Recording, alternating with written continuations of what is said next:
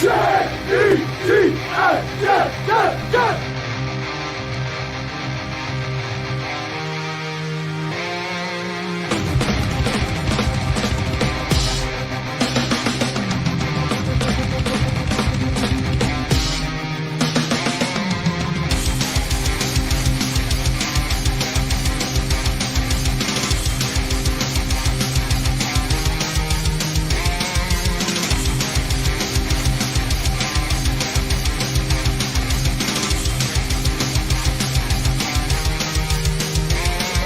job today, man.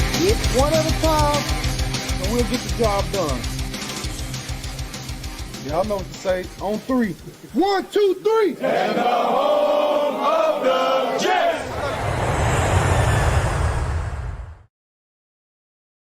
Good morning, Mr. Jet Central. Tyson, what's going on, man? Happy New Year. Happy New Year to you. You made it back from Buffalo safely. I did. Quick recap. So I was up there for 4 days. Entire trip was awesome. Did a lot of different stuff. Threw snowballs for the first time. I went sledding. The only negative about the entire trip, of course, was the New York Jets getting absolutely humiliated 40-14.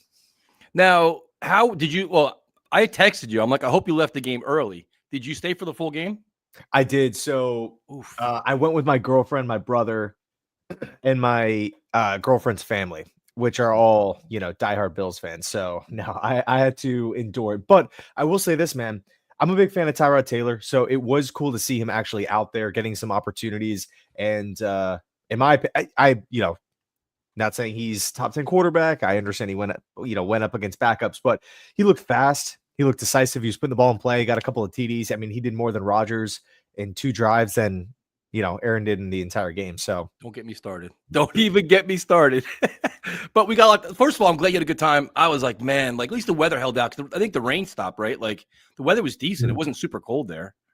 Yeah, no. So it was. So when we first landed on Friday, it was in like the 30s, 40s, or it was like mid 30s or something. But the longer we stayed, it just got, it kept getting warmer and warmer. Went up to the 40s, then it went up to actually to the 50s. I think the highest it got was 55, which is still freezing for me. But yeah, when we got to the stadium, it was pouring rain. But then like 5-10 minutes before kickoff, it cleared up. So it was cool. 55, dude. I had 55 degrees here today. I'm doing cartwheels. I'm so excited. 55 degrees during the winter for us is like, this is great. Like it's like a heat wave. Let me see what it is here. It is 72 in St. Pete. That's just not fair. So now, how did you wear any Jets gear? Were Bills fans cool to you, or you kind of just stayed neutral? So, dude, like an idiot, I brought a Jets shirt, but it was a short sleeve shirt. So I'm like, what was I thinking? I gotta wear. I'm always like, wearing hoodies and stuff like that. So I wore it, but I wore it underneath everything. And then when I would see a Jet fan, or I'd see whatever, someone of really anyone that actually wanted to talk ball, I on the shirt. But no, I wasn't decked out in green and white. Did you see any wild tailgating stuff? Any broken tables or fires or anything? So no, not anything too crazy.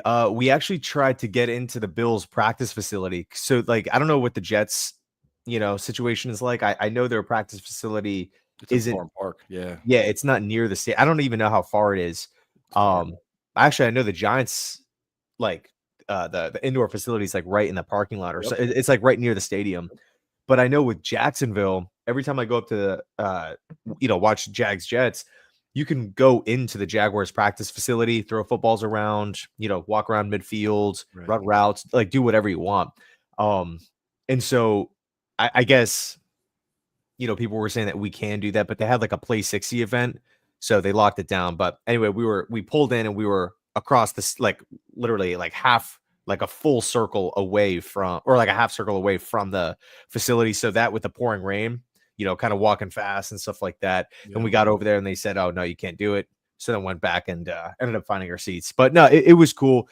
I love the Bills stadium, kind of just the whole vibe. It has in a good way, it has a small town college feel, or a high school type of vibe where everyone just is there, passionate, they're for their team. And it's really cool. It's not really like this massive headache getting in or getting in and out and stuff like that. So it was awesome.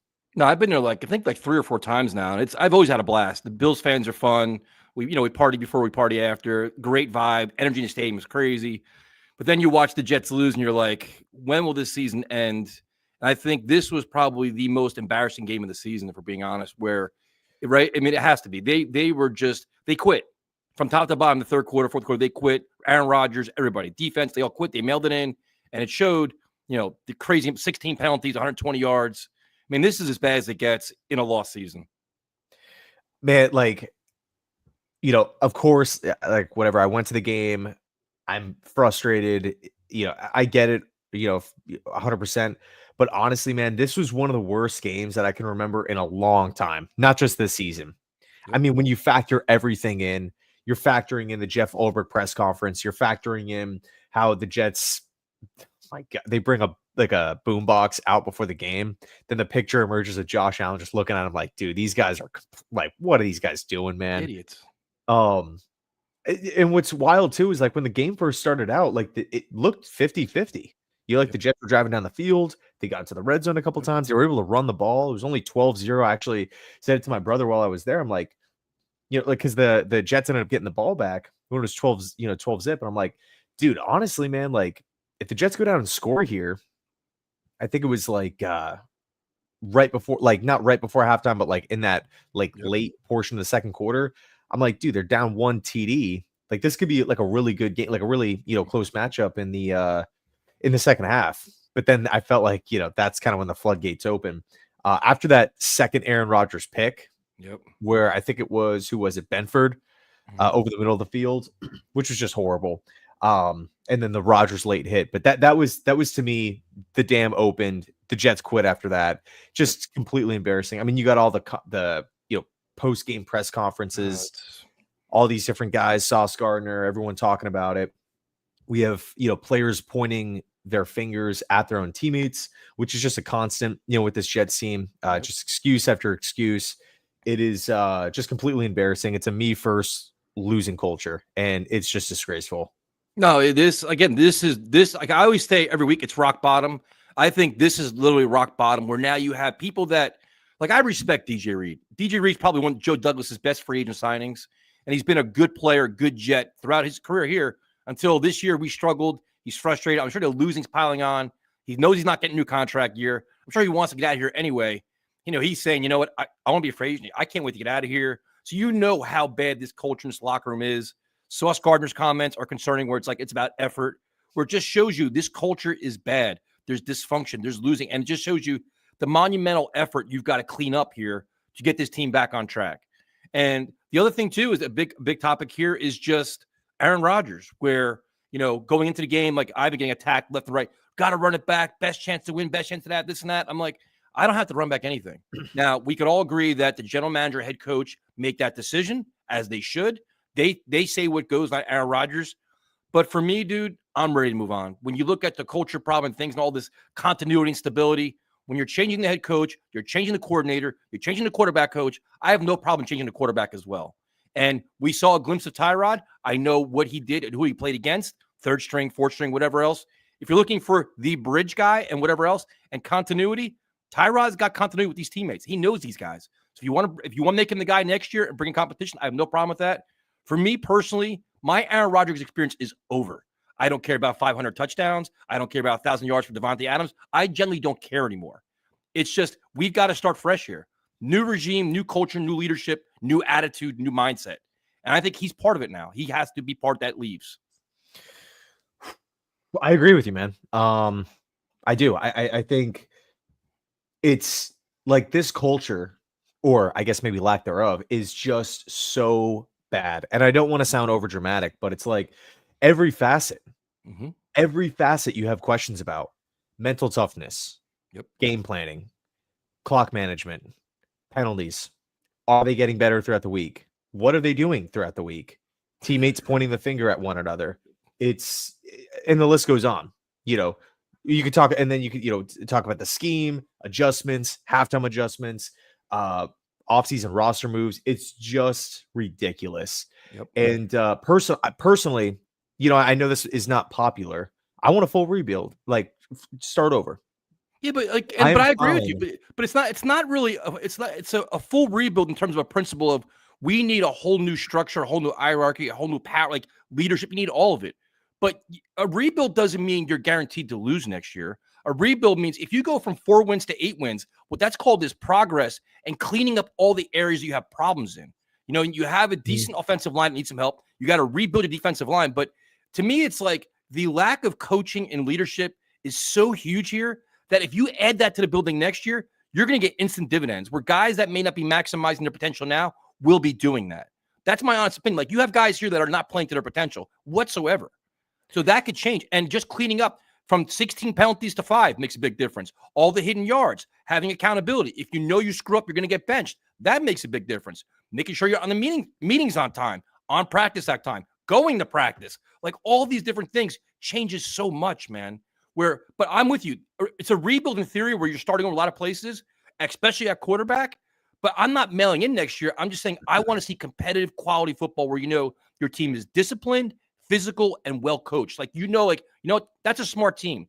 They're losing games because they're not talented enough, but they're not losing games because they're self-destructing every week.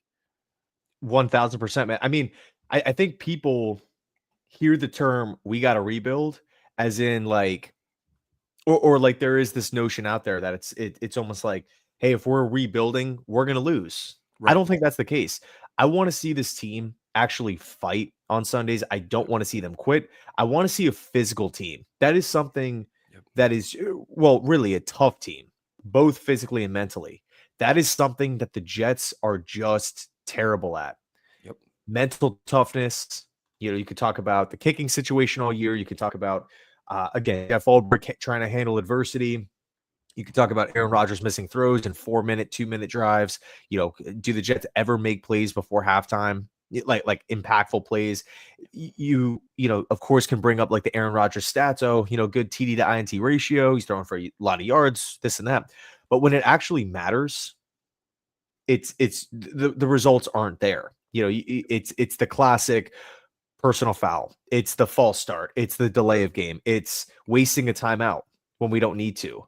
Or it's we need to call. Yeah, we need to call a timeout and we don't do it for some reason. It's those critical situations. Turnovers is another massive area where the Jets struggle at. Red zone, whatever it's called, the gold zone with Hackett or it's the ugly zone, whatever that thing. But it's just the critical. And what's mind-blowing about the situation, Devontae Adams, Aaron Rodgers specifically, right? These guys killed that. Like that was one of their biggest strengths was Aaron Rodgers on a 2-minute drive with Green Bay, right? Devontae Adams making these clutch plays. But with the Jets, it's just vice versa. It's just not happening. And, again, you can talk about physical toughness, whether that's in the trenches on the defense side of the football, stopping the run, tackling, safety play. It is horrible, man. It is like you're trying to look at teams that embrace the rebuild. How do these teams play early on with not a lot of talent? When I think of the word like rebuild, by the way, I think of let's clean up the cap situation and let's add draft picks. That's what I think of a rebuild, right? Let's kind of get back to level 1 and start building forward, because where we're at right now is not good enough. Look, if we had 10 wins and we're barely missing the playoffs, if we were like right on the verge, like going back and forth with Denver, and it's going to come down to this last week and we lose, we blow it, then I would be more inclined to say, man, we're right there. Yep. I really wouldn't mind bringing Aaron back. I wouldn't mind bringing Devontae Adams back, because we're really close. Let's just swap Ulbrich out for take your pick of Brian Flores and Mike Vrabel, and keep it moving with some more leadership, and hopefully that will push us over the edge. But the reality is the Jets got more health. The Jets got healthy. We added more talent. Aaron Rodgers is back. We swapped out Zach Wilson for Aaron Rodgers. We had an easier schedule and we got worse. Yep. We are looking at a maybe 5-win season if we beat Miami. It's obviously not guaranteed, but 4 to 5-win season with everyone healthy.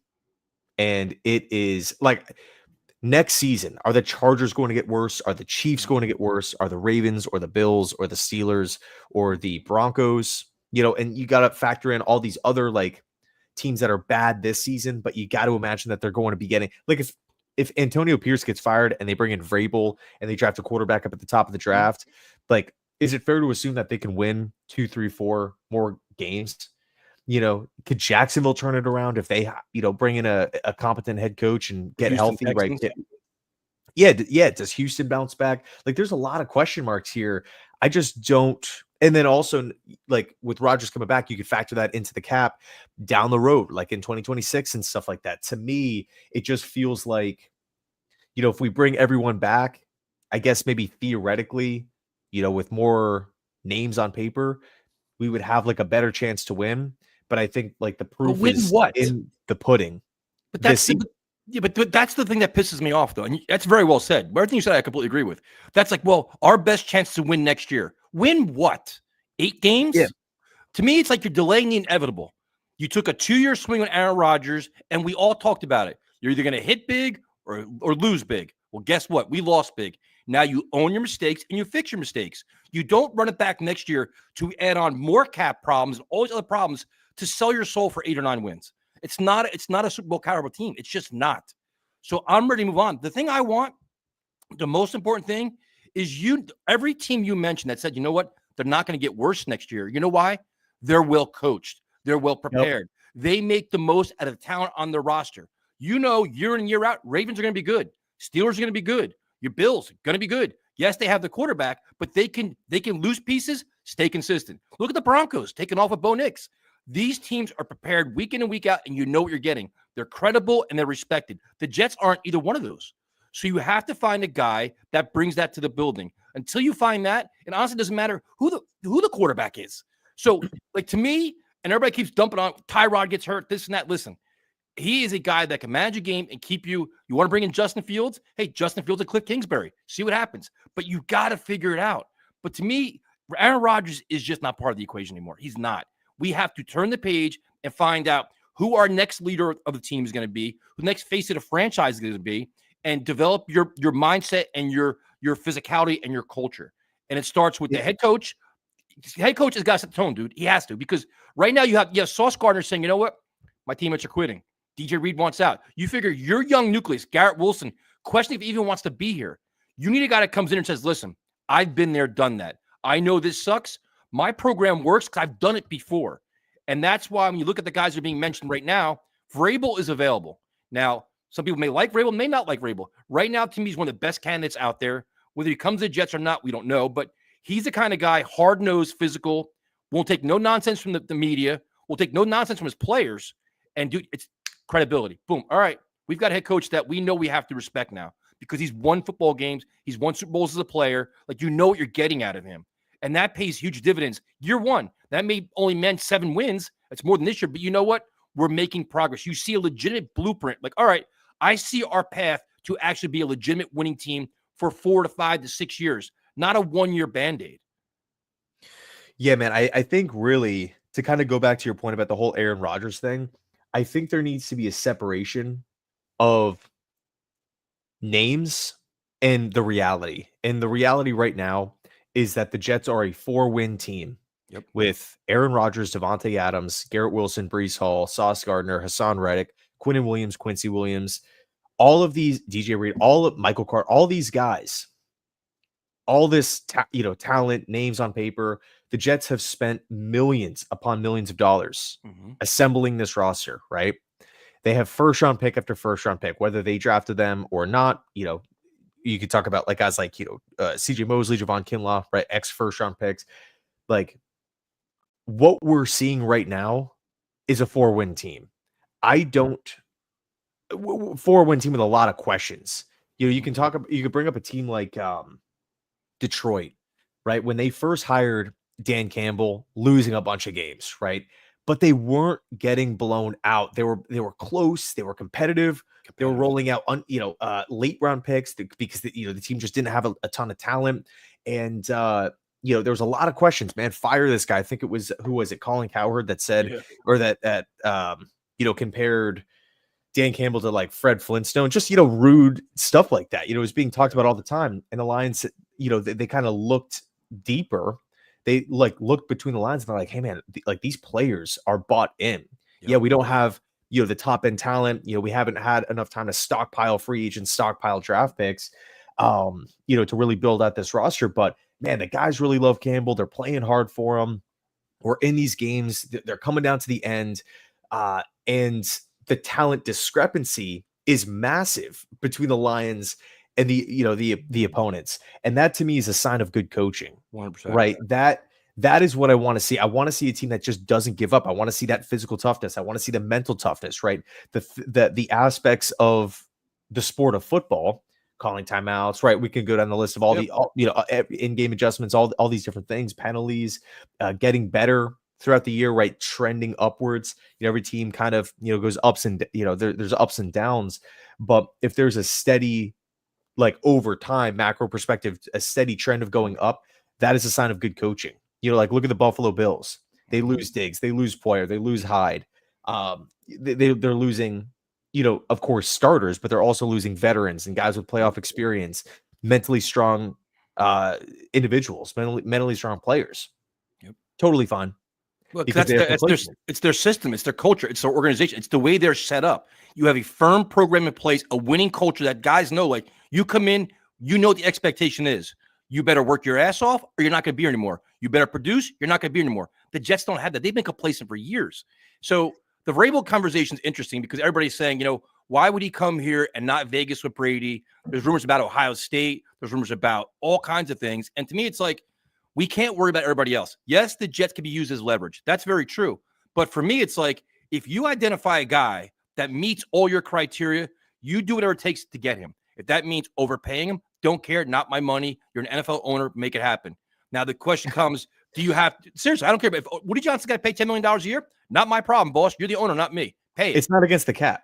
Right. That's the. And he's a billionaire. He can afford it the way he rips the fans off every year. So you have that, but then it comes down to the part where you're interviewing him and other guys, which we'll mention later on, before having a general manager in place. So now I'm like, okay, it could be a feeling out process. Let me know what you're thinking about and what general manager you want to work with and see if we can accommodate you, because Vrabel's openly said, I want to work with a veteran general manager. So he obviously has a list. Does that make you comfortable, or do you say, you know what, we need to get the general manager in place first? Because I was always general manager in place first, then interview the coaches. But with a hot commodity like Vrabel or even maybe Flores, you may not have time to wait, dude. You may have to put these feelers out now and get an understanding what they're like. I'm still hire the GM first. I think Really? I think it's just a weird power dynamic. If you hire the coach first, and then it's the coach, the owners, and in this case, the 30-13 or the consultants, then trying to pick up the general manager, which I would assume is going to be. I mean, it's tough because for me at least, when I think about the Jets or any team hiring a coach first, you feel like right off the bat, the coach has his foot in the door with the owners already. Yep. He has, I mean, you can kind of spin it as, oh yeah, they have equal power, or the GM, will have more power, but the coach will have more power. The coach picked the GM. The owners picked the coach first. And I think if things don't go well, and yes, this could be a pessimistic mindset, but if things don't go well 2 years in, the coach can approach ownership and say, hey, maybe I was wrong with this general manager hire. We got to keep it, maybe we have to make a switch, as opposed to the reverse, which is the general manager, the executive that is closer to ownership, the executive that does speak to ownership, I would assume weekly when it comes to the New York Jets. But you don't have any concern. But you don't have any concerns. I understand what you're saying, but like, he can talk to people today, tomorrow, Saturday. I mean, the season ends on Sunday. So you figure, say the Bears reach out to him today or whoever else, you're not concerned that you don't get your foot in the door to even speak to him? Because no. But like, I'm with you. Like, I want general manager in place. Like, I hate like forced marriages. I hate where it's like, all right, you interview a general manager that you kind of like, hey, we like you, but we want you to hire Vrabel.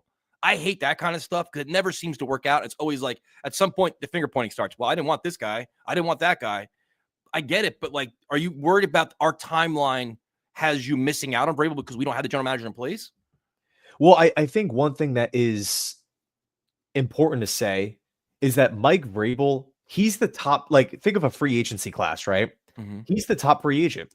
He can go where I don't want to, jump the gun here, but he could essentially go, he could pick his choice, Yeah. right? Raiders, Giants, Jets, Jags. I don't really think he makes a lot of sense for the Saints, if I'm being honest. I keep seeing people linking him to the Bears. I don't really see that. I think they're going to go with an offensive guy. Ben Johnson. Yeah, Ben Johnson. I think with Mike Vrabel, it's like he knows, him and Ben Johnson are the top two candidates, and there's going to be plenty of jobs out there. So, I think Vrabel, if Vrabel talks to the Jets, if Vrabel talks to the Saints, he can do that now with no sort of, backlash from the NFL. Mhm. Not with the Cleveland Browns any longer. He's walking in it's almost like a 50-50 battle, right? Vrabel is analyzing the Jets as much as the Jets are 100%. analyzing him. Yep. You know what I mean? Because he can just pull right up to Vegas. He could pull right up to Jacksonville and say, "Hey, this is where the Jets are at. This is how I feel about them. This is what they're offering me." Now, I think if you are New York and you are serious about, we got to make sure that we get Mike Vrabel, you have to pay him more. You have to give him a longer deal, and you maybe have to give him more power. And so, if that's the case, do you feel comfortable with that? I mean, the problem I have with this, and I like Vrabel a lot. I think he'd be a great fit for this team. The problem I have with giving him power is I don't want to treat Vrabel like Sean Payton. I don't want to treat Vrabel like Harbaugh. And I think right now, Jet fans, we're so desperate to get out of this hellhole of a team, or this hole we have, that we're like, give him whatever he wants. Get him whatever he wants. I'm like, all right, we can do that. But is it really smart? Because is he that Harbaugh level coach? And I'm not so he's a good coach. Didn't end well, but when you get fired, it doesn't end well for anybody. But is he that kind of paramount coach where you're like, I feel comfortable conceding a lot just to get him in the building? Like, how much is the drop off between Vrabel and a Flores, or like that's what I wonder, and how much you got to concede and how much you got to give. Like, maybe hiring a different general manager because you want to get him here. Like, that's where I get a little bit uncomfortable. I mean, look, dude, like, all these coaches have been fired before. Andy Reid's been fired. Jim Harbaugh's been fired.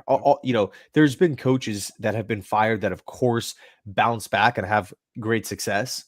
Maybe it was just time for them to go for whatever reason, right? Better for whatever it may be. Maybe it's the coach's fault. Maybe it was the organization wanting to go in a different direction. But with Mike Vrabel, I remember at the end of the tenure, it was just a lot of losing. There was a lot of offensive question marks. The team had no depth. And it just felt like, you know what? Now, I will say I like Mike Vrabel better than Callahan. But at the time, I just remember a lot of Titans fans clamoring like, we're just in a constant losing cycle. Yep. And the team just felt like disconnected from the coaching staff. Yep. Now, again, that's not a report here for, any of these top reporters that the Titans, right, were disconnected. That's just my take. And that's, I remember talking to Titans fans and that all of them saying, we need a change here. Like, the reason why the Titans were so good. Yeah. Vrabel was a beast. Vrabel, provided toughness and physicality. Former player, obviously won so many games for the New England Patriots, knows what winning looks like. His defenses were great, ground and pound, offensive line, just a physical, nasty bunch. But when those talented players started to age out or leave or get hurt, it's like, yeah, this is not going well at all. Yep. Just no answers. And also another issue with John Robinson. Yep. I remember when he was let go, Titans fans were like, started great early, right? Jeffrey Simmons, Kevin Byard, Derek, like all these, really good players that the Titans had, like a great core, great foundation. But then as that groups again started to phase out, it was like, where's the depth? The recent drafts were nowhere near as good as the, drafts in the past. And so there were a lot of questions, flash in the pan, broken clock is, right twice a day, all these different things. So I trust a Jim Harbaugh more than Vrabel. I trust a Sean Payton more than Vrabel. I think another massive question that we have to ask here is that if the Jets hire Vrabel, I think we're going to run it back with this team. I don't see the Jets hiring Vrabel and saying, okay, let's trade Adams. let's try to figure something out with Rodgers. Let's, field calls for some of these pieces and enter a rebuild. And for me personally, like, I'm a fan that wants, to clean up the cap situation, maybe add some extra draft picks, get the losing culture out of the building. I don't necessarily know, again, if Vrabel is the guy to lead a rebuild. That's my fear as well, where, again, I like him. I think he's a great candidate. They hired him. I'd be happy with it, but I'm also like, he may say, you know what? Let's bring back, he's friends with Rodgers, first of all. He'd be like, let's bring him back one more year. I can try to get maybe 8 wins out of his team. And then in 2026, we'll figure it out. And I really don't want to do that, but I kind of agree with you. Now, another guy that gets mentioned a lot, and first of all, thank you very much for Super Chat, is if you're looking, go ahead. Real quick, Dyson, just to throw one more point in there. It'll be quick. I do think if the Jets were to run it back with Mike Vrabel at the helm, we would get to 9-10 wins, because I just think the coaching, drop off from Vrabel to Ulbrich is massive. Yep.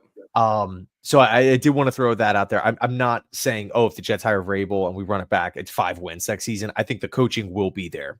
No, I think so too. And I think not not good enough to knock off, Buffalo or KC. Right. I think it'd be a solid year, but I also worry about, adding more and more cap issues and adding more problems where it's like, listen, we got to own it at some point. At some point, you got to face the music with the organization, the cap. You got to make tough decisions. If you want to run it back and you have 2026 a wash year, that's going to suck. You know what I mean? That's my concern. Now, Gruden gets mentioned a lot. And first of all, thank you for the chat. The one thing I will say is this: if the Jets are going to interview Rex Ryan, which apparently they're going to, and they're going to interview Ron Rivera, then why in the hell not interview Gruden? Just for the fact to get him in your building, let him share his thoughts, let him share his vision on your team, and see what he has to say.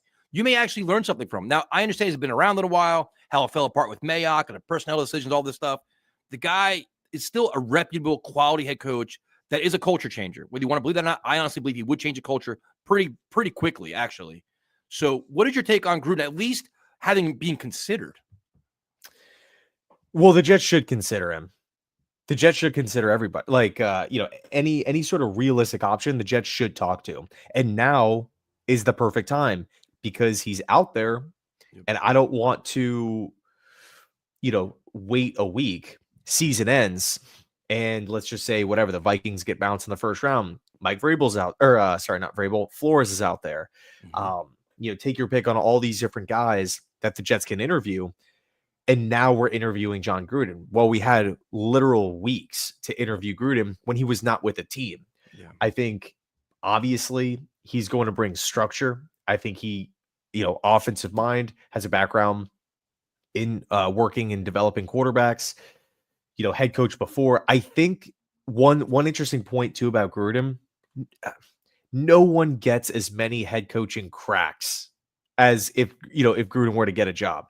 Raiders, Bucks, back to the Raiders, and then the New York Jets or any other team, right? Yeah. That's 4 opportunities at a head, at being a head coach in the National Football League. Yeah. I mean, I feel like for the majority of candidates, it's like two chances. Adam Gase, right? Dolphins, Jets, that's done. It.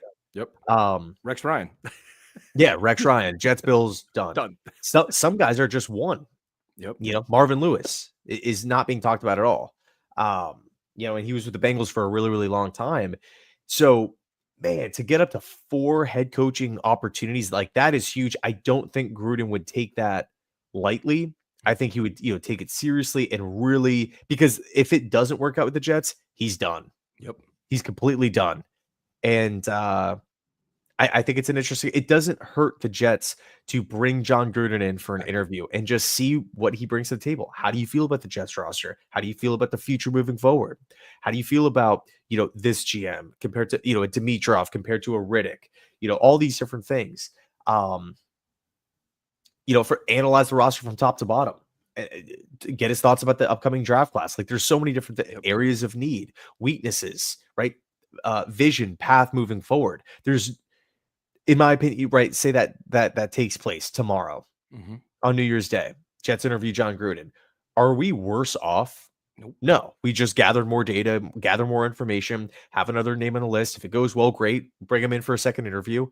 If if the thing it just goes completely awry, then all you have to do is just simply cross his name off the list. And so now you have more time available when the season ends to interview the Aaron Glens, the Arthur Smith, the Spagnolas of the world. And that's my whole point with all this is right now it's like you want to Woody Johnson to collect as much information as possible and hear the different visions for his team to compare it, most importantly for me, to compare it to first-time head coaches. So if you talk to Jon Gruden, Rex Ryan, Ron Rivera, Mike Vrabel, you hear their presentation, you hear their point of view, and then Aaron Glenn comes in and you're like, all right, I hear what you're saying, but these guys have a much different vision, a much different program. You can compare, cross-reference all this data to make the best decision possible. Like, you could love or hate Jon Gruden. He's a football lifer, has a great football mind. To pick his mind is not a bad thing. It's just not. So bring him in and see what he says. So then when you have all the other guys, you can say, okay, listen, he mentioned this. These guys aren't saying that. Like, you can kind of see if every guy is saying the same thing. Like, all right, this is definitely an area of need. Like you can learn a lot from that, man. Yeah, and I think it's we're not sitting here saying the Jets need to hire Gruden. The Jets, what are we doing? We're not talking to him. I think it's simply just reach out, interview. That's what I would like. I like, despite how people feel about specific names, Rivera, Jim Nagy, right? It's still important, and it's still a positive sign that we're seeing interviews being handled early like this. Yeah. I would be concerned, man. I would be really concerned if we fired Saleh, if we fired JD when we did, and there's been no updates. Jets don't hire the 33rd team. Tannenbaum isn't helping out. Rick Spielman's not a part of it. There's questions about ownership. Is Woody going to leave? Is Woody going to stay? What's Chris Johnson's role with the decision-making process? Have we talked to anybody? Is there a list of candidates? Could you imagine if we fired Joe Douglas when we did and there was nothing, radio silence? We're getting guys in the building. I mean, the Jets aren't like, we can only talk to people that are currently out there. You know what I mean? It's not like we can bring in Sean McVay or Andy Reid for an interview, so it's not going to be like the most, superstar splashy types of names that we can talk to right now. Maybe with some of the GMs, like I felt like Dimitrov is a good option for the team. But there is no slam dunk candidate, dude. There is no slam dunk candidate for Jet where it's like 100% love the hire. This is great. We're moving on forward. Like, we're all happy with it. Because I can see it in the chat. Every guy we mentioned, nope, he sucks. Everybody sucks. But you got to try to find what's best for your team. It's not going to be perfect. So just going from like the Ron Rivera thing, the reactions for that were crazy. Because I'm like, all right, to me, it's more like due diligence. He's a guy he had success in Carolina, not so much in Washington. He's won. He's respected. Bring him in and talk to him. Like, I understand what they're trying to do because you're trying to feel out what's out there and compare it to when you have a chance to interview your Ben Johnson, Aaron Glenn, everybody else. Like, to me, I'm not overreacting about anything because it's not like a second or third interview. It's just like a feeling out process. Yeah, like Woody Johnson doesn't know has Woody Johnson ever spoke to Ron Rivera? No, like you never know what could happen when you talk to a candidate, dude. Like, what happens if you bring in Ron Rivera and he completely knows your roster front to back, brings a prepared plan on what he would do with this team moving forward, areas of need, free agents to target, thoughts on upcoming draft picks, how he's going to change the losing culture. He brings a fully prepared plan, shows up with a thick folder, goes through it all. And you walk away from that meeting, if you're Woody Johnson, saying like, man, this guy, he's well prepared. He's serious about this. I think we see the opposite sometimes too. Eric Bieniemy is a really good example of that, where like the fans of football, it's just like Chiefs, Mahomes, Reed, great system, innovative, success, Super Bowls, great play calls. Bieniemy has a big role with had a big role with KC. But yet he's not getting any of these head coaching opportunities, or at least, to the public knowledge. Right. Maybe he's had opportunities, but he didn't feel comfortable with them. I don't, know all the details, but who knows how those interviews are being handled, right? Is Bieniemy saying, I don't know, to a lot of different things? Hey, Eric, how would you change, how would you shift gears with the culture here? Get out of this losing mindset. Yep. Yeah, I'm not sure. Maybe try to replicate what we did in KC. Who knows how these things are going. Yeah. So if names are and by the way, I'm not saying that the Jets should be all in on Ron Rivera. No. All I'm saying is talk to more people. Get as many possible candidates in the door, because you never know who's going to do well and who's going to bomb. So you don't want to bank, like for me personally, man, and not to keep on rambling, I love Brian Flores. It's probably my number one, choice if I had, my pick realistically right now. But I'm not just simply waiting around, sitting on my hands like, all right, please get eliminated, Minnesota, so we can talk to Brian Flores so we can just hire him. If you bring him in and he has no clue, or if you're walking away with more questions than answers, or you're looking at him like, how does he handle the next quarterback? Does he work well with, maybe a future rookie? Yep. I really don't feel like he can change the culture. He has that reputation, but we don't really feel like he can. Then it's like, all right, well, now you kind of pigeonholed yourself. You've waited around for so long, and you like locked yourself or linked yourself to one candidate with preconceived notions that it's going to go well. You never know who's going to do well and who's not. So that's my take on it. No, I agree. I mean, like, I like Flores as well. Like all these guys, I like Flores a lot, to be honest with you. Him, Vrabel, high on my list. What is your take on Kingsbury? And we get that asked a lot. I was just about to ask you that, because Kingsbury is really, really interesting. I think he's tied to, any team with a young quarterback, rightfully so. The guy, he's been a head coach before, didn't really go that well, but he's done really great things with offensive mind. I mean, I can make an argument for him. And then it's like, if you're looking for a guy, if you want to say next year, you pair him up with a Justin Fields next year and Tyrod Taylor. Like, all right, let's figure out our offense this year with these guys, and then find our answer. Draft a kid in the third round or whatever it is, second round, and go that way. I wouldn't hate that idea, but I think it's just who would be his staff. But you can say that about everybody. Like Brian Flores, who's your offensive coordinator? Cliff Kingsbury, who's your defensive coordinator? Like, everybody's got a caveat, right? It's always that's like, what about this? But Kingsbury's interesting, man. Yeah, I think, one thing that's really important with or one important maybe facet of hiring an experienced head coach is that they've been fired. Yep. So, when you get fired, you obviously have there's some issues there, right? Whether it's losing games, whether it's culture, whether it's leadership, whatever. Going into their second gig, or in Jon Gruden's maybe fourth, whatever. Rex Ryan maybe 3. Like, you got to think that they're going to approach the table with more of a clear plan, a better understanding on, what, this is how I'm going to build a staff, as opposed to hiring a Liam Cohen, hiring an Aaron Glenn, where they get hired and it's like, I don't want to assume anything, but I feel like it would be maybe more so of a bigger whirlwind of, I got to put together a staff. This is the first time I'm doing it. I mean, that's what we saw with Robert Saleh. His staff building talents were horrendous, absolutely horrible. And I think ultimately that's, why we saw so many, it's not the only issue, but that's one of the big reasons why this team has so many problems, is because the coaching staff throughout the years has just not been good at all. Yep. So, if you are a Flores, if you are a Kingsbury, like you mentioned, you got to imagine that they understand the importance going into their second gig after, having years removed from that, first, head coaching job, that they can, again, kind of approach it with more of a clear plan and a better understanding on how to, whatever it is, turn the team around, build a culture, bring leadership, and building a staff is one of those things.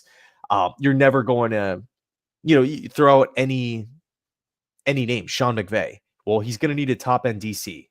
Yep. Andy Reid, like that team changed when Spagnuolo entered the mix. Bingo. Every head coach, not every head coach, excuse me, but the majority of coaches are, they're never, an A++, perfect circle. They have no weaknesses at all. Yep. Like they're going to need to delegate. This is the NFL. This is not, an easy job where you can put 20 hours a week in and win a Super Bowl. It's just not in the cards. Like, you have to be able to, bring in experienced, talented coaches that you can rely on. I personally like Kingsbury a lot, though. Yeah, and you made a really good point. And that's one thing when you hear first-time head coaches talk, the thing they mention the most is they never realize how much time is taken away from them from things that are non-football related. practice schedule, travel schedule, meeting with sponsors, meeting this, meeting that, arranging meetings, like all these things. As a coordinator, you never did it before. You didn't have to worry about it. You have to, there's so many other details, that you're responsible for that can overwhelm you, where you hire a second-time guy.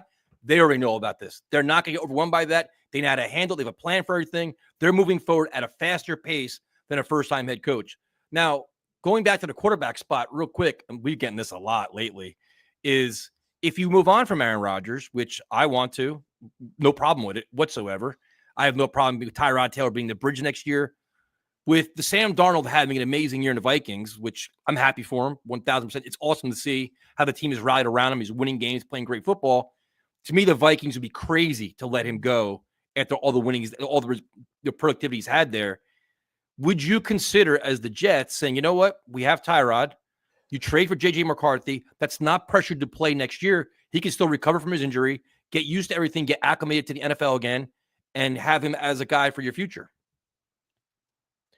I mean, I would consider it, but I think the big question is, what's the compensation? The Vikings aren't going to just trade him for a third or a fourth. I would assume that they traded up to go get him. Yep. I think they're going to hang on to him. I think the Vikings have actually said that, McCarthy is the future of this football team. I don't see, I would say, a top 5 offensive coach in Kevin O'Connell trade up for a handpicked quarterback, moving off of a Kirk Cousins. I mean, you're watching the Minnesota Vikings. It seems like they can throw any quarterback back there and the offense is going to roll. You have the best receiver in football in Jefferson. You have one of the better O-lines. You have a Hawkinson, Aaron Jones, a Jordan Addison. You got Brian Flores running the show on defense. Of course, you're going to get a lot of opportunities and a lot of stops on the defensive side of the football. Again, we saw success with Kirk Cousins, and just this Vikings team still be in the mix. I think they played like 3 or 4 different quarterbacks last season. I know Dobbs had some time. Yeah, Nick Mullins had some time.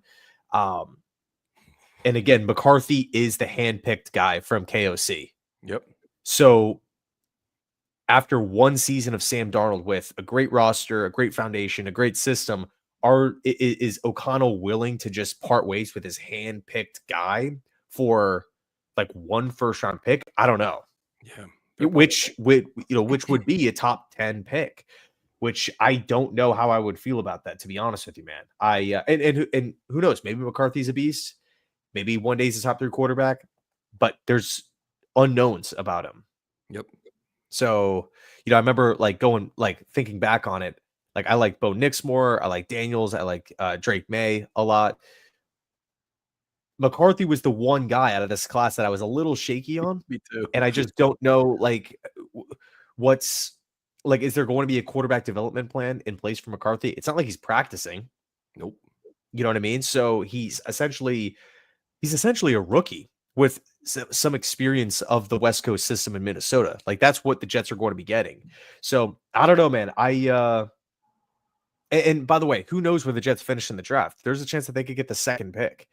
So I just don't see Minnesota giving up on McCarthy that quick for Sam Darnold and then handing out like a huge deal. I think they're going to let Darnold walk. Yeah. Oh, that's a tough spot for or they're just going to franchise tag him. I don't know. I have a hard time seeing them hand out like a huge deal. Yeah, I have a feeling they find a way to keep Sam in Minnesota. Now, the one thing that's interesting is, a lot of people have their favorite coordinator, which I'm completely against. I don't want a first-time head coach, but there are guys out there that everybody's mentioning. Aaron Glenn is one of them, who I love to death. My favorite player of all time with the Jets. I love his coaching tree, his hierarchy, how he's learned and evolved as a coach. But what I find most interesting is everybody loved him until the last 2 weeks where their defense completely fell apart because of a ridiculous amount of injuries. And now it's like, oh, Aaron Glenn blows, all this. And it's just like, all right. I think at some point when you're hiring the coordinator, you got to look past what they are as a coordinator and how they are as an overall head coach. That's like, is he a guy that can change your culture, be that leader of men? Will he hold people accountable? Is he a discipline guy? Is he an accountability guy? What is he that? His defensive prowess is one thing. It's his overall head coach ability is what matters to me more. The way the Lions defense is playing right now is no indictment whatsoever on Aaron Glenn at all. So I'm not campaigning for him by any means, but I'm saying like to watch the reactions now, like, oh, I watched the Lions last night. The Detroit defense sucks. Okay, they sucked. How many players are they missing? A ton, right? Like Pro Bowl players. So Yeah. do you like how do you evaluate these coordinators throughout a season? Like, is it based on how their unit is ranked, or is it their ability to rally them in times of need? Like Ben Johnson is obviously a very creative guy. You've seen it. Cohen, like you've seen like these offensive guys that are great coordinators. It doesn't guarantee you're a great head coach. How do you evaluate a coordinator and say he could be a great head coach? Yeah, well, that it kind of goes back to what we were talking about before. That's why it's so important to interview candidates, cycle guys in, sit down, talk to them, talk about the culture, talk about what they would do to change it, talk about the future vision. The reality is, right now, if Robert Saleh gets a defensive coordinator job, he'd be one of the best defensive coordinators in football. Yep. If he gets a head coach or a head coaching opportunity, I'm not saying he will, but if he interviews and pulls an Adam Gase and gets fired and then gets rehired the next season with another team, is he really going to be considered a top head coach? No, probably not, because there's other responsibilities, as we both know, as everyone knows, that comes with the head coach. How do you handle the team? Are you a leader? Or do you hold people accountable? How do you structure meetings? How do you build a staff? Right? These are all things that I would say are maybe more questions for the first time guys, but we've also seen first time guys have a lot of success. Sean McDermott, Sean McVay, Kyle Shanahan, like all these different, Matt LaFleur. Matt LaFleur's offense wasn't fantastic in Tennessee, but he provided like great pillars of things that you could build off of for Green Bay, and they snatched him up in a heartbeat. Yeah, but with a coordinator like Sirianni's doing crazy things with the Eagles now. But with a coordinator, do you want to see them be in that spot for 2 or 3 years and have their unit run at a high level for 2 or 3 years? Or if they're like, say, a coordinator for the first time in 1 year and they just strike it rich and they're just a top unit in the NFL, like, oh, he's the guy. Like sometimes if a guy's only been a coordinator for a year, it kind of makes me uncomfortable, or maybe 2. Like you want to see like them climb the ladder more, like linebacker coach, secondary coach, coordinator. Like you kind of see him progress and develop. If he's only doing it for 1 year, it makes me a little bit uncomfortable. I'm like, I want to see him be a little more established where he could prove he can do it for a longer period of time. Is that fair, or is that kind of being just picky? I think it's just your preference, and there's nothing wrong with that. For me, I think where the candidate is coming from is really, really important. Like the last head coach that we had a ton of success with, Rex Ryan. Where did he come from? Baltimore. Yep. You know what I mean? Like you look at some of these, great, I would say maybe first time coaches. They all worked, not all of them, but the majority of them worked with, established guys that have been around the game for a long, long time. Like McVay, obviously Kyle Shanahan, he's son of Mike Shanahan. Like there's, I mean, we could talk about that whole entire tree, Matt LaFleur, all these different guys, Zach Taylor kind of stemming off of, kind of a couple branches down. But I don't think there's anything wrong with that, right? In your preference. Yeah. Like I want someone who we have a little bit more of an experienced resume. That's totally cool. I see what you're saying though about like flash in the pan. Like if you are, say, like a one-hit wonder, great, because I mean, everyone knows, dude, like football, like there's a lot of things that have to go right. The players, system, execution, game planning, play calls, penalties, how you're coached, how the game is called, from the officials, who you're playing, when you're playing. Like there's so many things that have to go right. And I think because, to tie it back to Aaron Glenn here, because he's a former player, because he's a Parcells guy, because he is coming over from not only just Detroit and Dan Campbell, great leadership, great foundation, but also Sean Payton in New Orleans. Bingo. That is really enticing. And that, again, nothing is guaranteed or confirmed, but you would assume that a former player who isn't 32 years old, someone who's been around the game for a long, long time, someone who's worked with Dan Campbell and has been around Ben Johnson. Yep. And has been around an Anthony Lynn, who's been a head coach before, who's worked with the John Dorsey and a Brad Holmes and a Chris Spielman, right? Someone who's seen Sean Payton work. Someone who knows what successful offense and defense looks like. Someone with a lot of someone with a lot of connections. You know, I think if Aaron Glenn gets the job, Dennis Allen would come over instantly as DC. I think that'd be awesome, right? You know, Aaron Glenn is also, he's also been hired before by Mike Tannenbaum. Tannenbaum was with Aaron Glenn when he was a player early on with the Jets, but then Tannenbaum hired him back in 2012 to be a pro scout.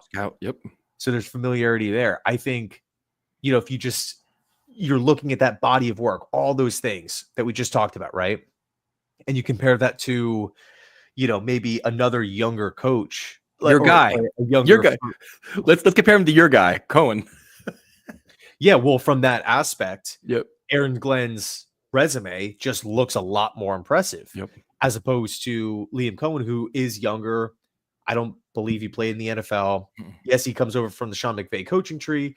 Yes, he's super innovative. He's doing great things for the Bucs offense. He did great things with Kentucky when he was there and also with the Rams, excuse me.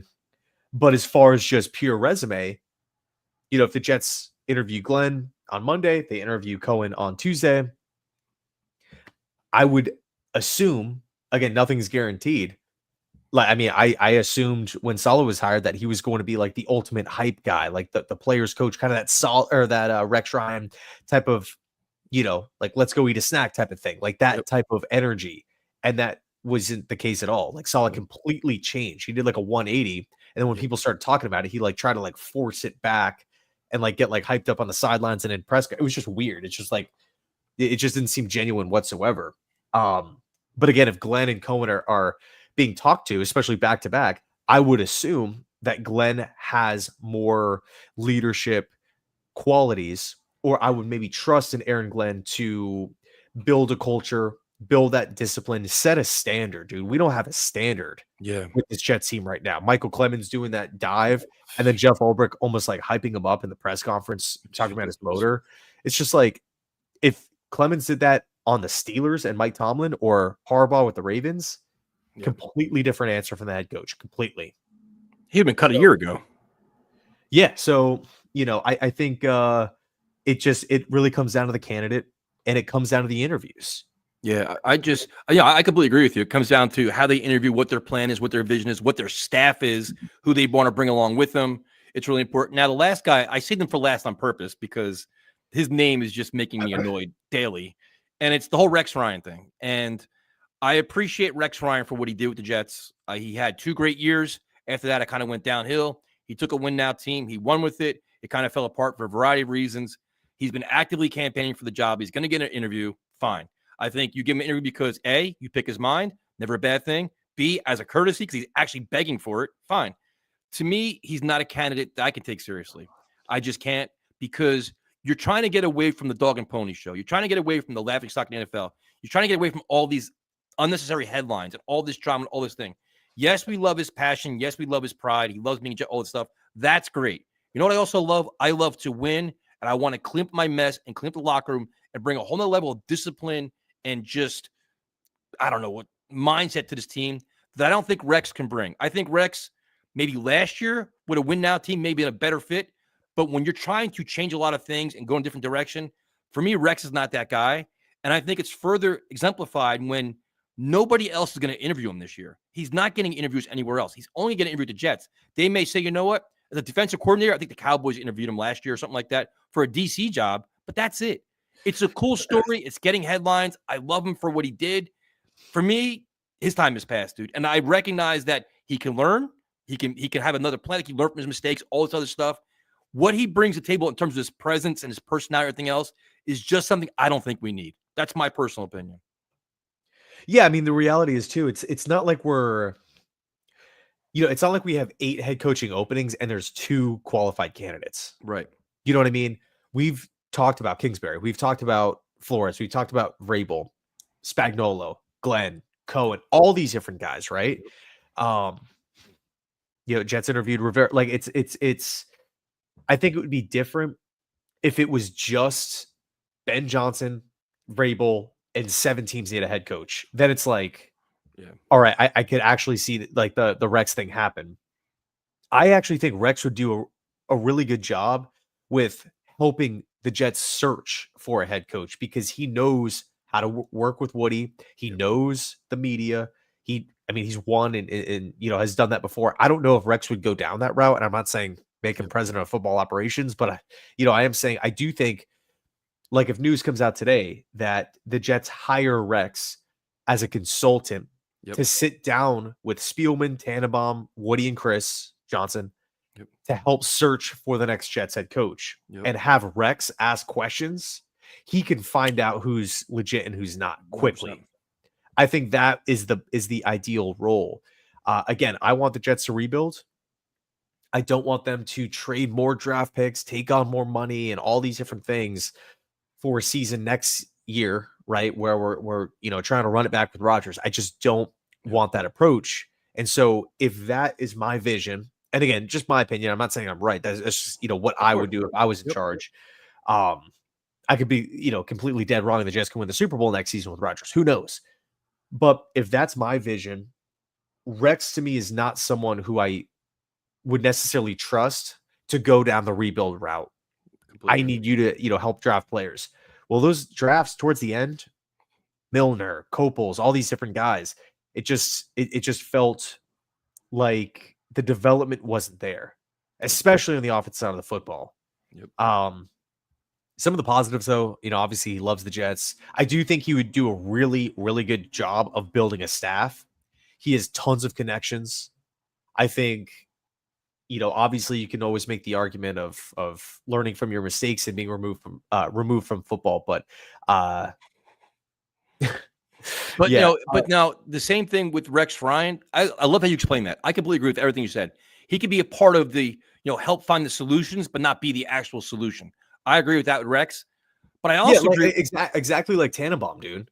Like, help. He's not the GM, but help find the next GM. He knows what it takes to, build a team. He's done this before. He's worked with this.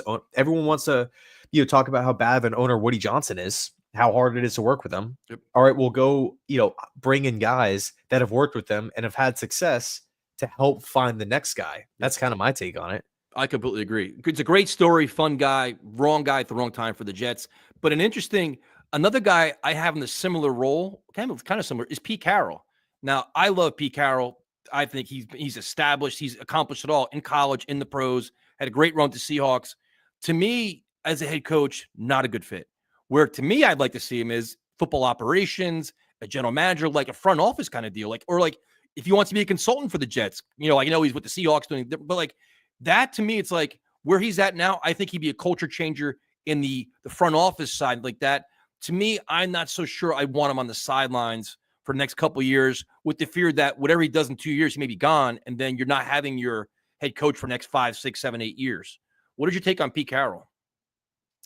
I'm 100% with you.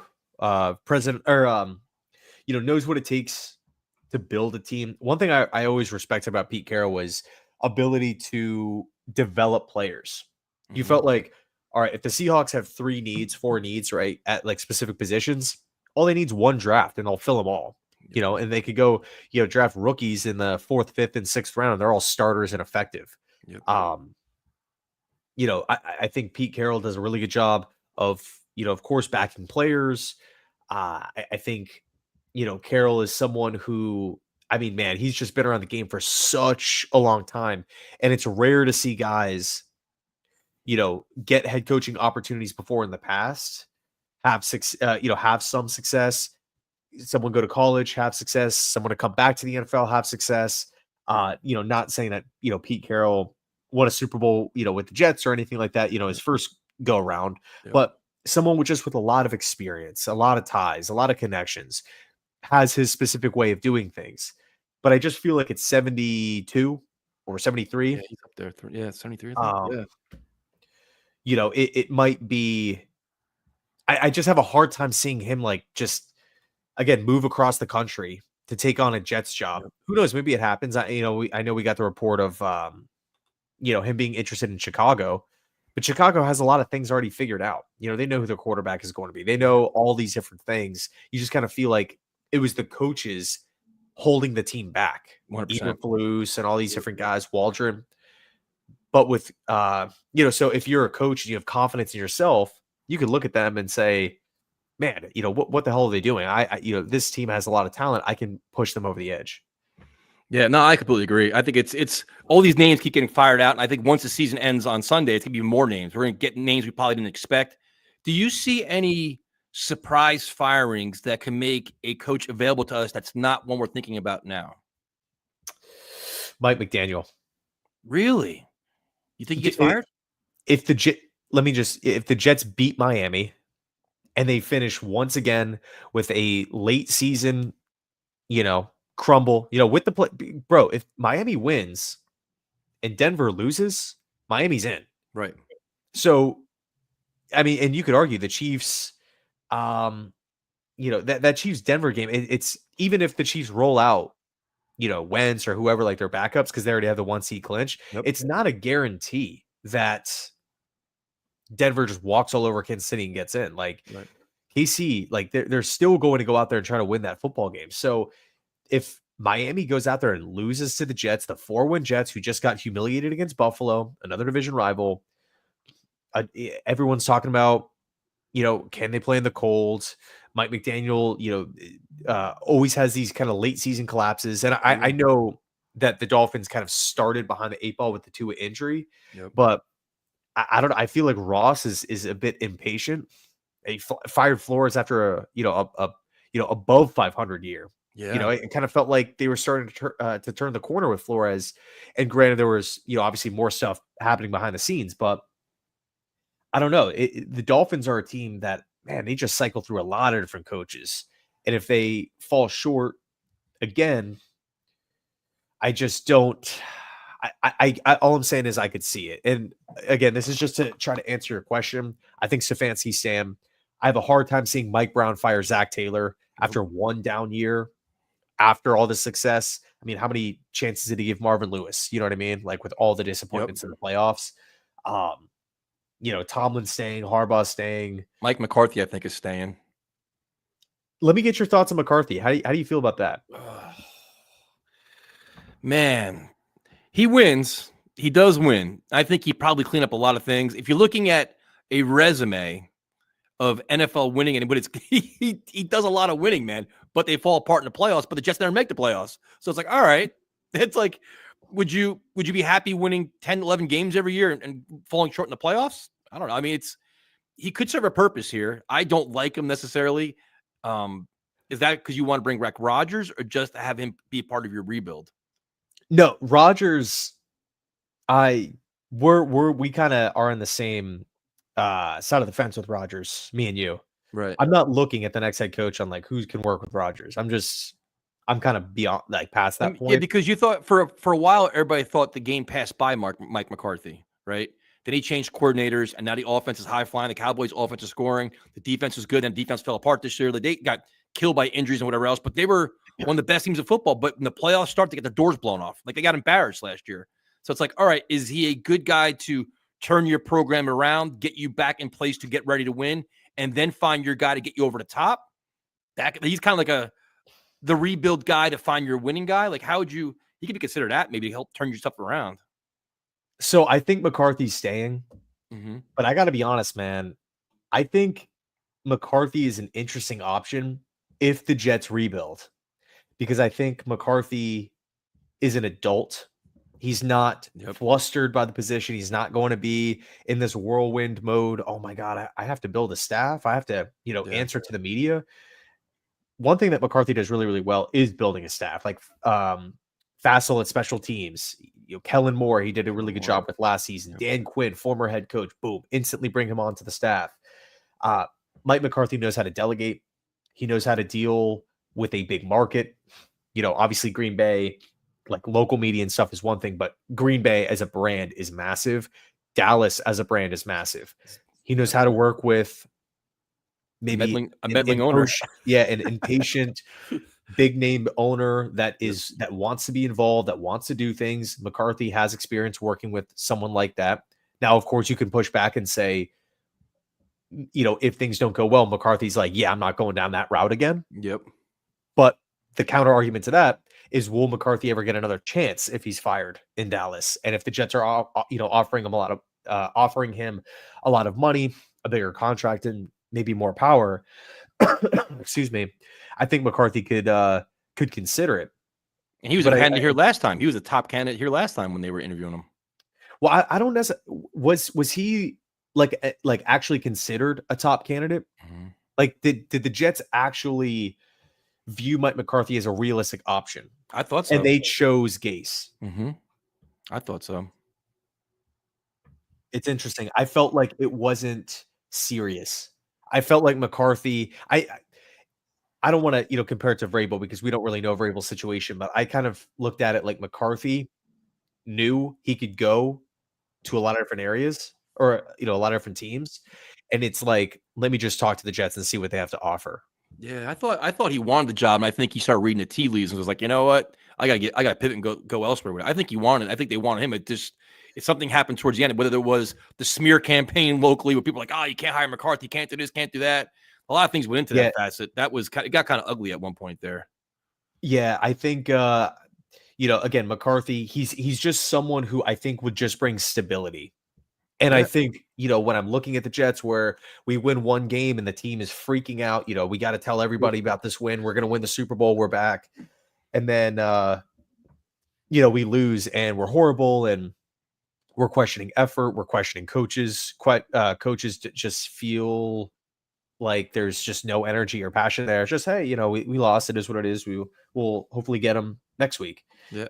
I think McCarthy is just someone who's just seen so much football, offensive mind. He can build a staff. He can work with Woody. He could deal with the New York media. He's just, again, an established guy that's not going to be overwhelmed. And by the way, I'm not saying McCarthy's my number one option. I'm just simply trying to point out the positives. There are negatives with Mike, but just, just being objective and realistic on who Mike McCarthy is, I don't think it would be a bad hire, in my opinion. I know that's not popular because McCarthy just does not have a good reputation, but I think for a team that just has no culture, a me first mentality, losing is just on the regular, almost weekly with this Jets team, finger pointing, McCarthy can step in and be like, dude, I've done this before. Woody Johnson, sit down over there. I can handle you.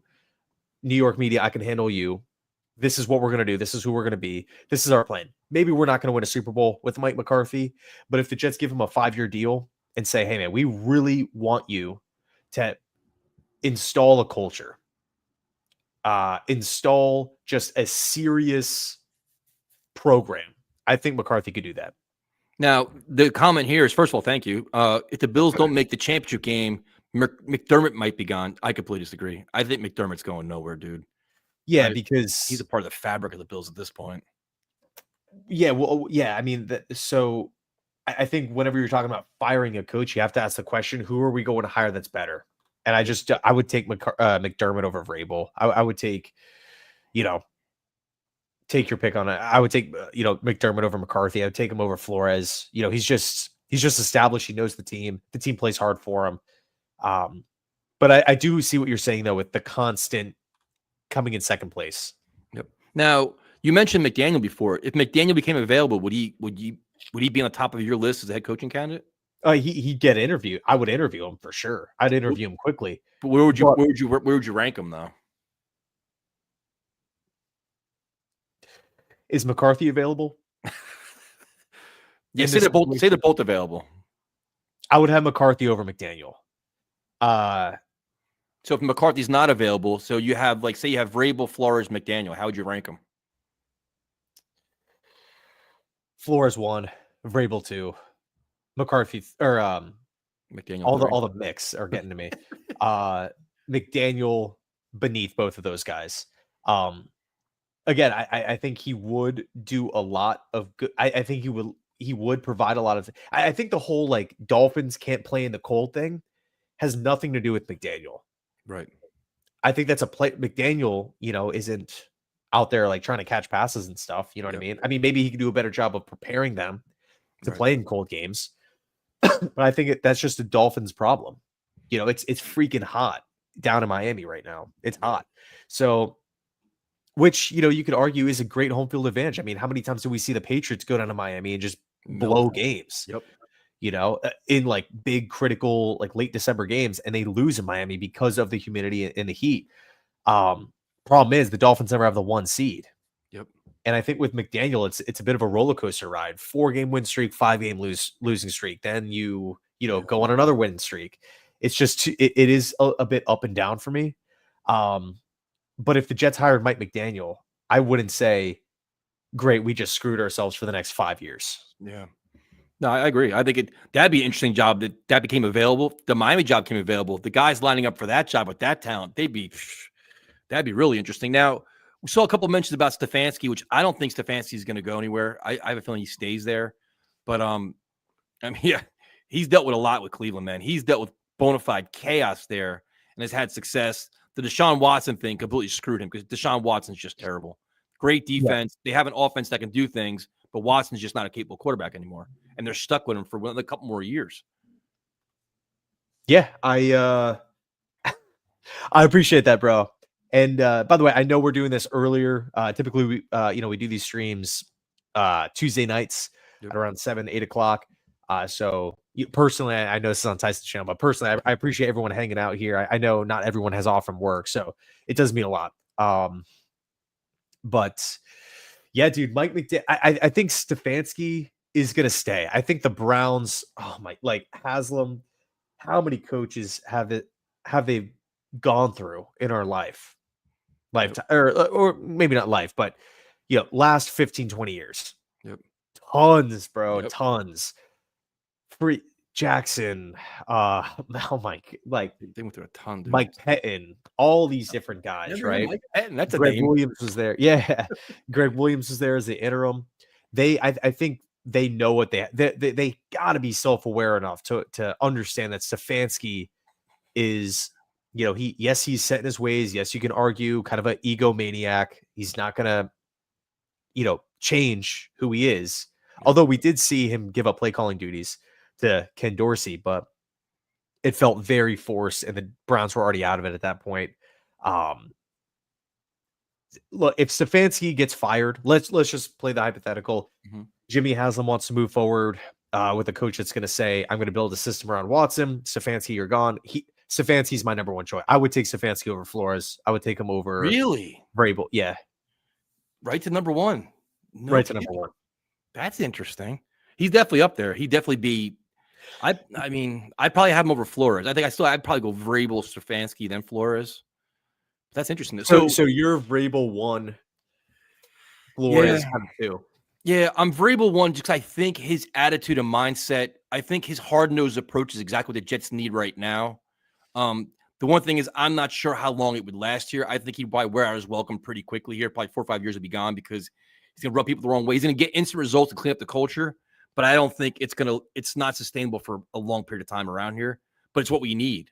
You need that hard-nosed, just pain in the ass guy right now to, just kick ass, right? That's kind of what I feel like. You got to wake people up, shake people up, weed out the dead wood and figure it out. I think he's the guy, but I just don't think it's going to last long. I think it's just, almost like similar. Well, Tom Coughlin actually won Super Bowls, but it's just similar where you have that just real tough, rigid guy that I think just it only lasts so long.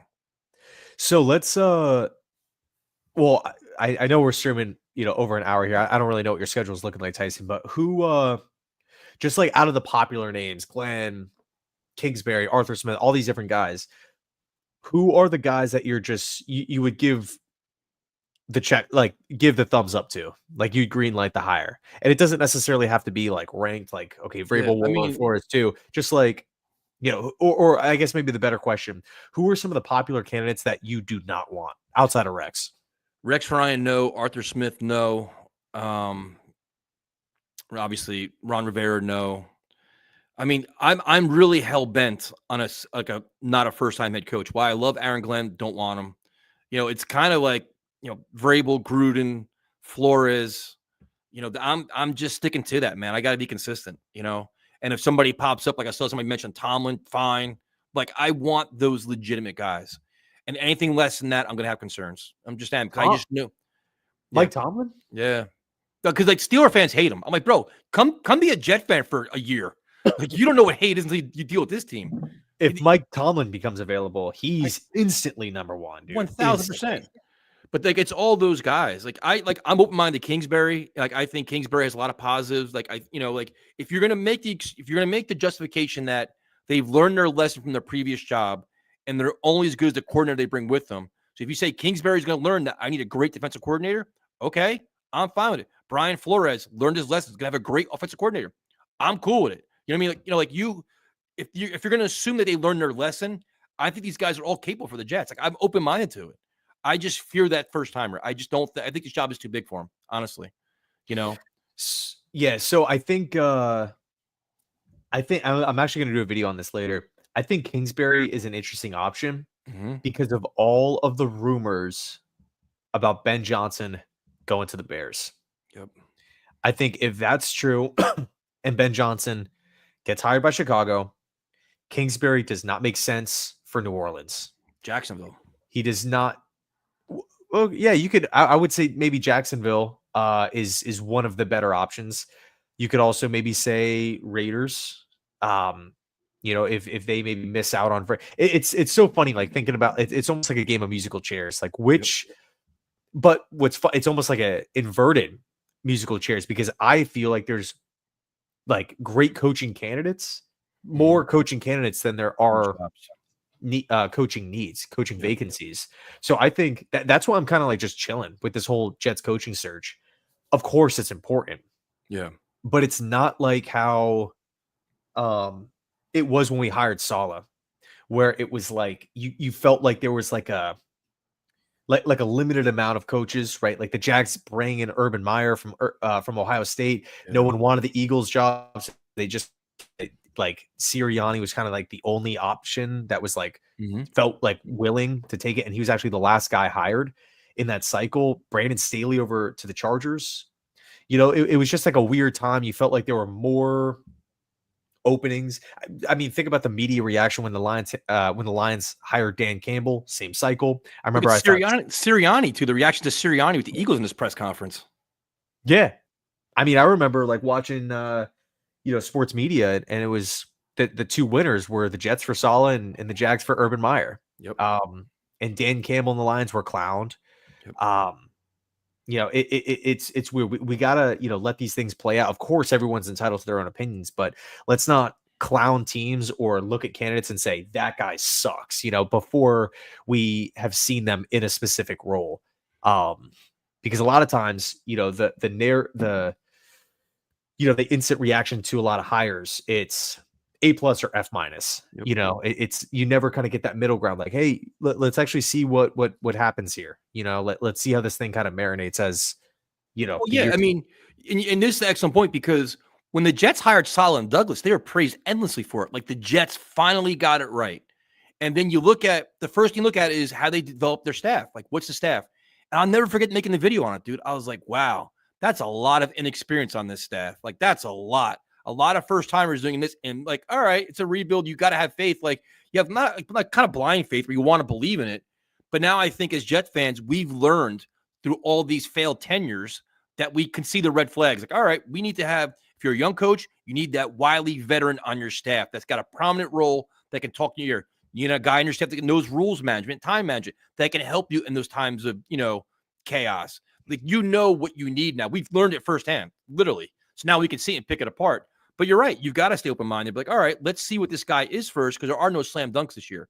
Like, if they hired Sean Payton, I'm like, I'm living life, making videos every day, happy as hell, because you know what he is.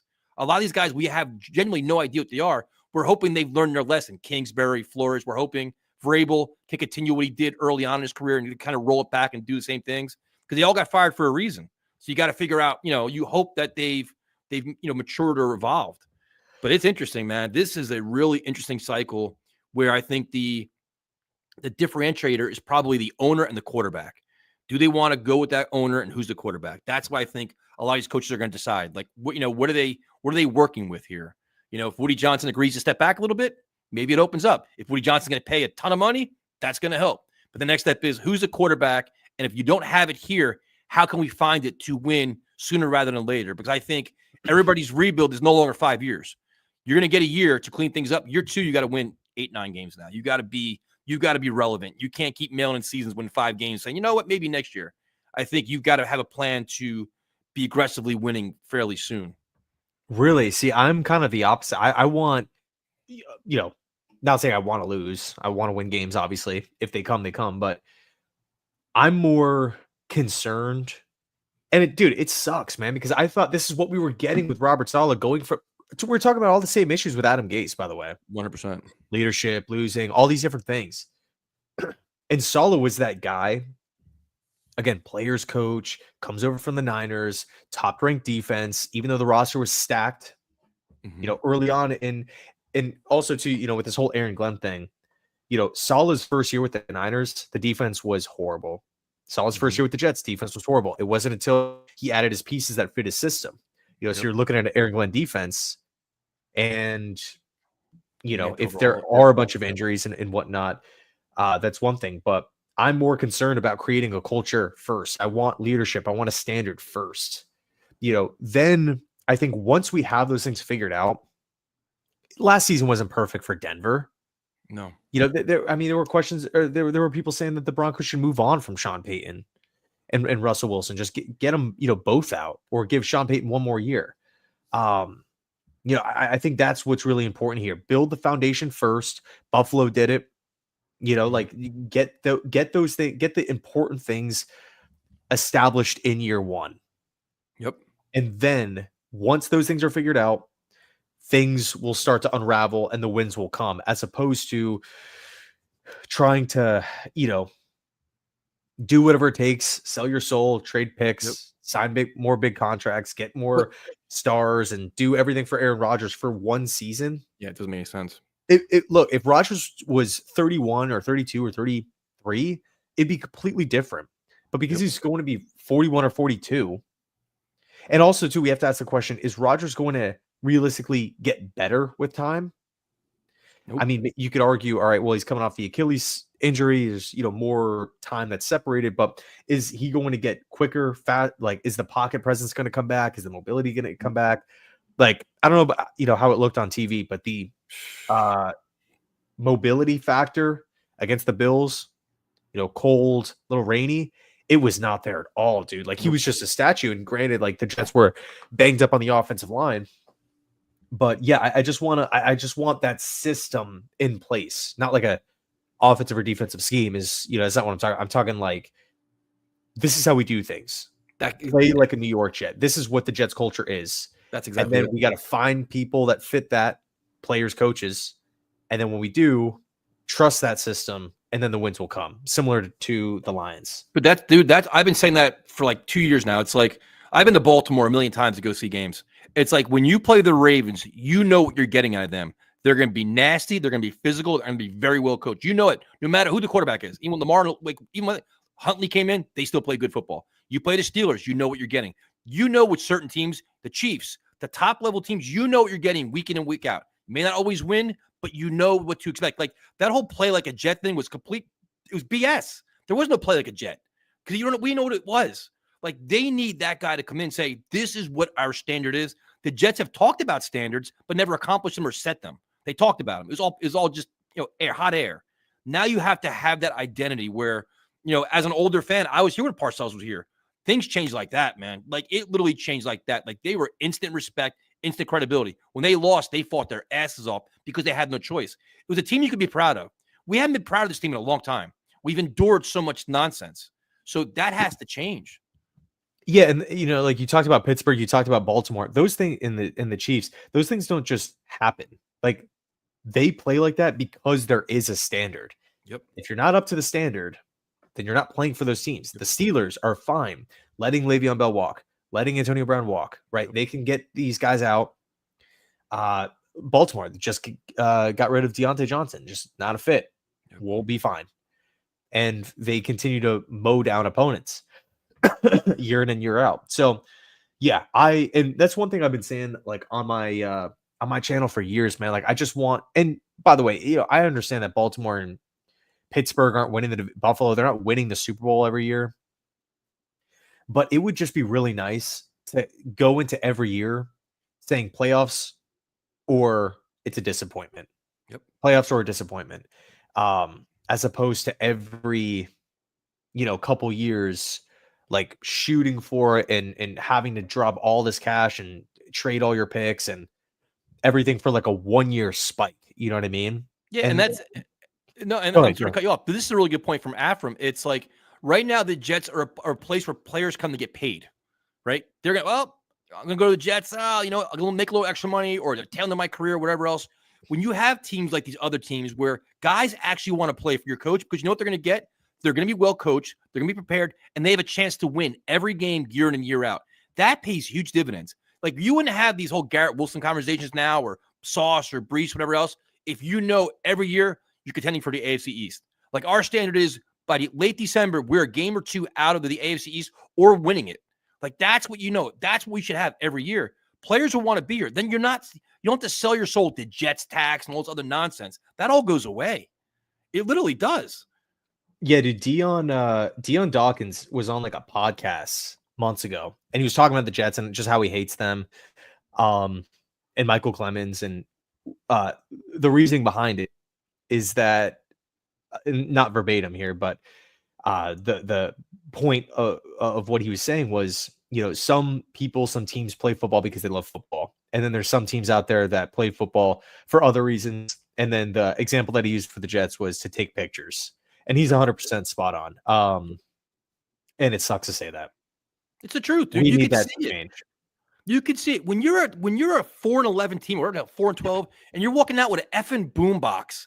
Like, what are we doing? Like, And the other team's like legit standing there, like looking at you, like, dude, like almost laughing at you. They walk And then around. you get blown off the field. But then they walked around all these catchphrases. Their social media teams cranking all this content, and they fail week in and week out, and they're just used to it, and they're complacent. And that's the problem you have here, where nobody takes them seriously. Nobody respects them. They're not credible. They're a laughingstock. And the only way to change it is to clean out all of the nonsense, weed it out, block it out, and move forward. And you'll see tangible progress when you do that. It's not going to be easy to do. It's going to take the right guy, but it has to happen, dude. And it's just once you have that, this life is so much easier as a general manager and head coach because you have it in place. It's plug and play. You lose a big player, plug another guy in. They know how things work here. Like with Parcells, like I told you, I've interviewed guys from the older teams, Victor Green, Aaron Glenn, Marcus Coleman. I interviewed all of them. They all said the same thing. When you walked in the locker room, Mo Lewis, Brian Cox, they told you literally, this is what you're going to do. Like, you know what you're doing. If you don't do it, like you're an outcast in the locker room. They'll look at you like, what, you're not working out today? Like they police themselves. Like they have those standards. Like they have that in Baltimore. A friend of mine knows a guy, the Ravens. Like you go into the Baltimore locker room, like you know what your weight schedule is. Like you don't miss workouts. Like I interviewed Ed Reed one time. Ed Reed told me that. He's like, you don't understand how it works. Like you know your role, and it's like not even a question. Like it's like almost like the military, dude. They're in and out, and they're working hard. And when you have the rewards, you enjoy it as a team, and you lose the team. You don't start pointing fingers. It's a entirely different mindset and different culture. It's wild, dude. Yeah, it's almost like, the Ravens, like let's just compare Baltimore to New York, right? Or New York Jets. It's you kind of feel like the player, like if you are a superstar with the Jets compared to a superstar with the Ravens, the mentality is different. You kind of have that again, I mean, we talked about it, like the me first losing culture with the Jets, where you could be a great player with the Ravens, but it's like if you don't fit or if you're not buying into what we're doing, see ya. We'll trade you, and we'll be totally fine without you. We can go and draft a replacement. And it's not to say that Baltimore's perfect. I mean, how many first round picks have they whiffed on? How many wide receivers have they continued to cycle in and cycle out? They can't seem to find Lamar. Like a high powered offensive, outside weapon. Like yeah, but they keep on winning, and it's just Ravens football, it's Steelers football, it's Bills football, it's Chiefs football.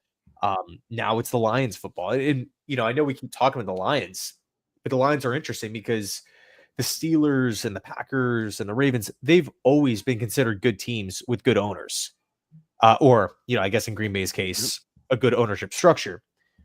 But with the Lions, the Ford family, they've lost my entire life. The Browns have lost my entire life. So the Bills have lost my entire life. And it's not like, and I understand that it's like, all right, well, it's Sheila Ford running this show. Well, Sheila Ford was starting to make football decisions back in 2014. You know what I mean? Like it's Jimmy has, and I know the Browns are having a down year, but before that, winning games with Flacco, getting to the playoffs with Baker Mayfield, like there were some exciting times. It's, and I know the Pagulas have, they obviously are like considered new owners, but it's not like they took over in 2022 and now the Bills are great all of a sudden. It's like, no, you can, like ownership might not be great, but you could still go in and change the culture. Yep. So the Lions are the Jets and the Lions were equivalent. They're both the laughing stocks forever. Like I know the Jets always sucked, the Lions always sucked. That was what they were known for, losing, right? That's the lovable losers. And the Lions, like that's what you want to be now. Like they've shown how to do it. Like the blueprint to do this isn't hard to figure out. You see it get done every year in the NFL. The Texans turned it around. Yes, like you get CJ Stroud and D'Amico Ryans, but like it's obvious how to do it. Now they just have to finally do it. Don't talk about it, be about it. Just do it. Make those hard decisions that may not be fan friendly, but if it's what's best for the team, just do it. You know what I mean? So I can't believe we did an hour and 35 minutes. Dude, that was fun, man. That was sweet. But I guess what we'll do is, first of all, thank you guys for joining us. Like Ian said, we usually do 7 o'clock on Tuesdays. It's New Year's Eve, and, we got to go out and enjoy some fun because the Jets aren't fun. So we thank you guys for joining us at this weird time. And thank you for the support all year long. We haven't missed a week, I think, pretty much in like a year and a half or 2 years. It's been a while we've been doing this. No, dude. No, because I had to cancel because I had the flu that one time back in December. So one missed you. I know. I'll take the blame. I'll take some accountability. Unlike a lot of people that we know with the Jets, but I think we've done like 58 episodes or 59 episodes or something. It's wild, the number. So we definitely appreciate all the support. It's wild. And I'll tell you this, we both genuinely hate complaining and ripping this team to shreds. It's not enjoyable for either one of us. We talk about it all the time, but it's like, I'm really looking forward to ending the season on Sunday and starting to find answers, evaluating the roster, finding new options on like defensive line, safety, coaches, all that stuff. It's just going to be a lot more fun to talk about, like embracing newness than just dwelling on all this garbage we've been dealing with. Yeah, dude, we got to move forward. Like the Jets aren't going to just disband. We're not going to get a notification that Woody's going to sell the team and everything's going to be great. We got to move forward, and it's time. It's been time to talk about solutions and answers. Trying to find answers, compared to dwelling on just the ineptitude. It's one thing to be pissed after games, be upset after games, but I'm just over. I don't know if you've looked at the channel over the last couple months, but I'll do like the recap video, and then Monday through until the next game, it's nothing about the team this season. It's nothing about the game. It's just I'm focused on 2025, dude, because it's like we know how bad this team is, and there's no point to continue to talk about. In my opinion, no point to talk about. See, I have that's my weakness. You're stronger than I am, because what happens is a game like Sunday sucks me back into my anger, and I have to vent for like 2 videos. I get pissed off. I should know better. I got to mature and get. I'm getting wiser. I got to learn from you, but you do a great job of like keeping like the hope and positive, finding answers. Where I just get sucked in by this incompetence, and it's my New Year resolution. I'm starting tomorrow. No more of that. I'm over bashing the Jets. Oh, it's funny, bro. So me and my brother were walking around the stadium, just checking it out. And he's a Bills fan, so we were like, in the team store and stuff. And as we were walking, he was like, "Dude, like I'm surprised you're not." And this was before the game. He's like, "I'm surprised you're not, like pissed at this Jets team, like as you were like early on in the year. Like they just keep on losing and stuff like that. Like, because me and him will talk and stuff like that, and I'll." Voice my frustrations to him as well. And he knows they're just like a complete circus. And I told him, I'm like, bro, because there's light at the end of the tunnel. We are going to hire a new GM. Yep. We are going to hire a new head coach. We are going to put together a new staff and a potentially new quarterback. Like change, that shifting, that passing of the baton is going to happen in 2 weeks. And I'm pumped about that. Whereas, after year 2 of Saleh, after year 2 or after year 3 and all these different things with Joe Douglas and stuff, like it's done. It's over with. We can move forward. This is okay. Maybe I may rip him a little bit on Sunday, but for those asking, we will be streaming. We got to stream Jets Dolphins. I hate that it's a 4:00 game. That blows. It's gonna ruin my whole Sunday because I like to get 1:00 over with, and I can enjoy like the 4:00 in the night game. But now it's like it ruins the whole Sunday Well, I think they did that because of the Broncos. yeah, because of the Broncos. So I don't know if Broncos Chiefs is at 1:00. I would assume so. But no, man. So it's so funny because I'll pop on the streams with Tyson and Kevin like during the game, and it's just so funny. The classic Tyson every week is you take off the headphones, you're like, oh, I can't take this anymore, and you slam them down. You should have saw Sunday. I was pissed, dude. I couldn't take the penalties and like Michael Clemens stuff, and I was just. But you know what? Brighter days are ahead. It's 2025 is tomorrow. Now we embrace positivity, a new era of Jets football. Hopefully, praying, I guess. But what are you doing for New Year's Eve, man? You party? What do you do? Nothing, man. So me and my girlfriend are gonna go hit the beach tonight. Maybe hit the go watch the sunset. Yeah, that's some Florida stuff right there. That's not even remotely cool. We're gonna hit the beach tonight. Got friggin' 45 degrees and like coldness out there. That's not fair. Yeah, man. It's it should be a good time. Maybe watch the ball drop tonight. There you go. Well, thank you guys. I'm going to a party actually. So just Is that why you wanted to do the stream early? Well, because if we do a stream at 7:00 on New Year's Eve, I'm gonna have cocktails by then, and then the cursing is gonna come back. I can't have cocktails and not curse when it comes to the Jets. So I had to keep it honest and figure people at work, and we can entertain and enjoy ourselves a little bit. But next week we're back on Tuesdays at 7:00. Yeah, man. That'll be. Who knows, bro? Maybe we'll have interviews on Monday. We should. And we'll also, actually, I don't want to jump the gun here, but we also should have a better idea on the other jobs that are open. 100%. Dude, every year there's that one surprise team that is just like, whoa, this team fired this guy, so. Yeah, definitely. So everybody have a great New Year. Happy, healthy New Year, everybody. Prosperous New Year. And we'll talk to you next Tuesday. And we're streaming on Sunday for the game. And hopefully the Jets beat the Dolphins and we have some fun. So have a good night. Good day. Ian, happy New Year, my friend. Thanks a lot.